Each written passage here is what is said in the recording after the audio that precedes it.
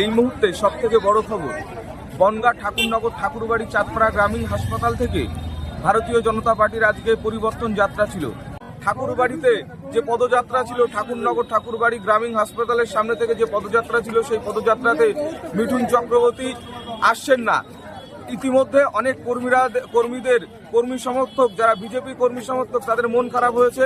তারা ইতিমধ্যে বাড়ির দিকে তারা রওনা দিয়েছে। আমরা শুনে নেব, এখানে অনেককেই আমরা পেয়েছি, আমরা শুনে নেব যে তাদের এই মুহূর্তে তাদের প্রতিক্রিয়াটা কি। যাই হোক, কোনো কারণবশত আসতে পারেনি। মন তো খারাপ সবারই, আমার একার না। এখানে যত লোক এসেছিল, হ্যাঁ, সবাই আশা করে এসেছিল তাকে দেখবে। এবার এরকম হবে আমরাও তো ভাবতে পারিনি। এখন কিছু করা যাবে না, কারণ কেউ যদি শরীর অসুস্থ হয় তার জন্য তো কিছু করার নেই না। এখন মন খারাপ নিয়ে বাড়ি চলে যাচ্ছে, আর কি করবো। দেখানোর জন্য মিঠুন তো আসবে না, শরীর খারাপের জন্য নাকি আসছে না মিঠুন। তা আমরা ওই যে একটা নিউজে দেখলাম যে মিঠুন আসছে না, এই জন্য আমরা ফিরে যাচ্ছি। বেশিরভাগ লোকই ফিরে চলে গেছে। সবারই মন খারাপ হয়ে গেল না যে হঠাৎ করে সন্ধ্যা আসবে না, সবাই কিন্তু মিঠুনের জন্য এসেছে।